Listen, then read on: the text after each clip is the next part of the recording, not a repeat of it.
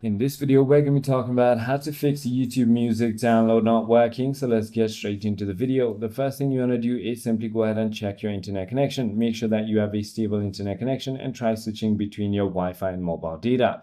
If that is not the case, you might need to simply go to the settings storage in Android or settings general and iPhone storage on iPhone and ensure that you have a free space and delete unnecessary files or app if the storage is not available.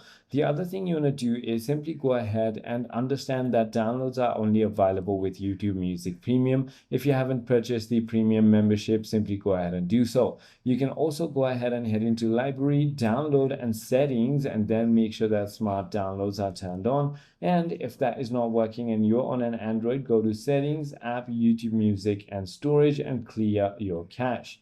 Your app might also have a pending update. Simply go ahead and do so. You might need to also restart your PC or phone, and if none of it is working, then simply try re-downloading your content. I hope this video clarifies everything for you. If you have further more queries, feel free to comment down below, and I'll see you on the next one.